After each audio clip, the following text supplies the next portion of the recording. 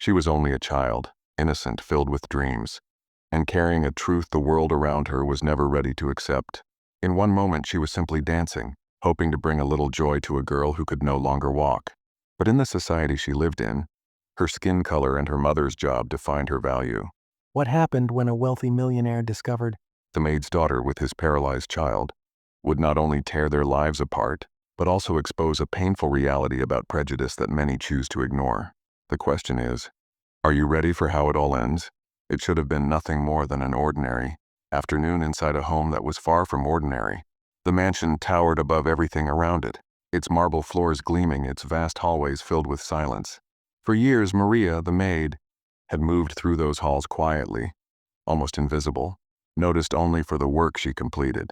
Her daughter, Anna, often came along after school, bright, curious, and far too hopeful for a world that never stopped reminding her of her place.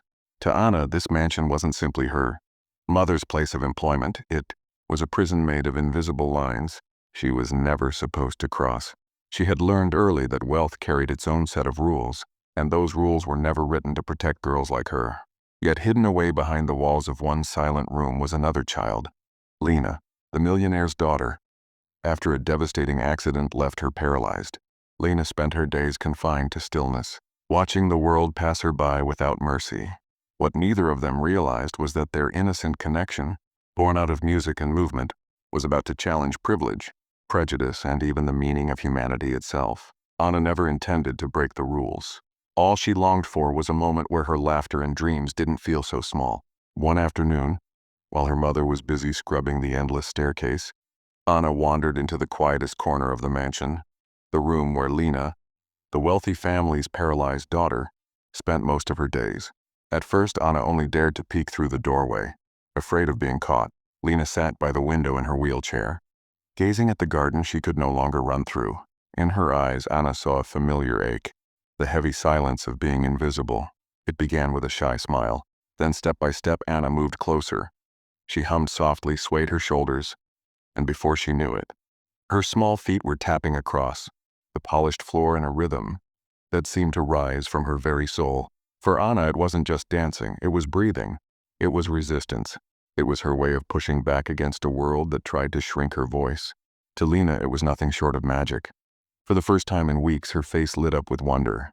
She clapped her hands against the arms of her chair, begging Anna to keep going. And so, day after day, in stolen moments when no one was watching, Anna danced. A fragile but powerful friendship blossomed. Two little girls from two different worlds, bound together by something as simple and eternal as rhythm and joy. But walls always have ears. One of the housemaids had noticed Anna slipping into Lena's room and whispered about it in the kitchen. Whispers quickly turned into warnings. "Be careful," they told Maria. "The master won't like this. He doesn't want his daughter mixing with people like you." Maria's heart sank. She pleaded with Anna to stay away, but the child couldn't understand. How could something so innocent, so pure, possibly be dangerous? Still, danger was coming. The millionaire was a man who measured respect in silence and obedience. He valued control above everything else. To him, caring for Lena wasn't love, it was duty. And one evening, when he returned home earlier than expected, his heavy footsteps echoed through the marble halls. Just as Anna spun across the floor, the door creaked open. He stood there, eyes cold, jaw locked, his expensive watch glinting beneath the chandelier. His gaze shifted between his fragile daughter and the maid's child, twirling on the polished floor. For a breathless moment, the room froze. Anna's heart slammed against her ribs, her feet rooted in fear. Lena, desperate to explain, stretched out her hand, her eyes pleading with her father to understand. But understanding wasn't what filled the air. It was judgment. He stepped inside, his shadow stretching like a barrier between the two girls. "What is this?" His voice thundered, though Anna hardly heard the words. What she felt was the weight behind them, the reminder that she had crossed into a world she was never meant to enter. Maria rushed in, her hands trembling as she tried to explain, to shield her daughter from the storm breaking before them. But excuses died against the raw truth in his stare. To him, this wasn't a child dancing. This was defiance. Anna lowered her head, shame burning in her chest even though she had done nothing wrong. She was only a child, yet in that moment she was made to feel like a criminal. The air grew heavy, the walls closing in around her. Lena cried out, pounding her fists against her chair in protest. But her cries only made the silence sharper, heavier. The millionaire turned to Maria, his expression carrying more than anger, it carried finality. And in that instant, Anna knew her world was about to change forever. The air thickened, heavy with the weight of his fury. Anna's small hands trembled at her sides as his voice roared through the mansion, each word like a hammer striking at her spirit. How dare you step into this room? How dare you touch what isn't yours? His rage wasn't aimed only at Anna. It cut into Maria as well. She fell to her knees, voice breaking as she begged him to understand. Her daughter meant no harm, but reason had no place here. This wasn't about rules. This was about boundaries, lines he believed should never be crossed. His daughter, paralyzed and fragile, belonged to a world of privilege. Anna, the maid's child, belonged to the shadows. And to him, their friendship was nothing less than an insult.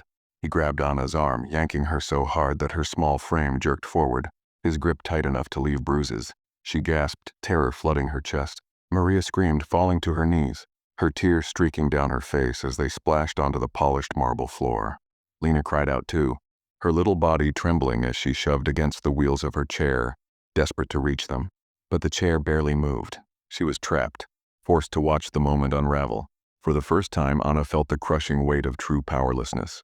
No matter how much she tried to speak, no matter how much she wanted to explain, her words vanished under the roar of his rage. He didn't see her as a child. He saw her as a trespasser, an intruder. Then came the silence. The millionaire's chest rose and fell with anger, his face carved into cold disdain. With one final shove, he hurled Anna toward the doorway, his voice slicing through her like glass. You don't belong here, and you never will. The words echoed inside her louder than the slam of the door that followed. Lena's screams tore through the silence, her tiny hands reaching for the friend ripped away from her. Maria wrapped her arms around her daughter, holding her close, her body trembling as if she could shield Anna from the scar that had already been left. Because this wound was deeper than any bruise, it was the kind of wound that lived forever. And in that moment, Anna understood. This was never about a dance. This was about a world determined to remind her of her place. She never danced in that mansion again. The joy once carried in her small steps was replaced by silence, silence taught by fear. Maria kept her head down at work, her spirit worn thin, but she knew her daughter's innocence had been stripped away in a single night. What should have been a memory of laughter and friendship had been twisted into a painful lesson. In some eyes, Anna's worth would never be equal. For Lena, the loss was no less devastating. The space where Anna once twirled now stood empty, and the world's cruelty had stolen the only light in her lonely days. She stretched out her hand, but no one was there to take it. This was never just about a dance. It was about invisible lines, lines drawn between children long before they even know what prejudice means. Anna's story isn't rare. It's the story of countless children silenced, countless dreams broken, countless friendships lost to walls built by racism and class. And so the question lingers, how many more children must carry the weight of hate they never asked for? How many more dreams must be crushed before we finally choose to see one another, not by color, not by wealth, but by the humanity we share? Because the truth is simple. No child should ever grow up believing they don't belong. If you've ever lived through a moment that changed the way you see someone you love, share your story in the comments. And if this touched your heart, like this video, subscribe, and join us for more stories that need to be heard.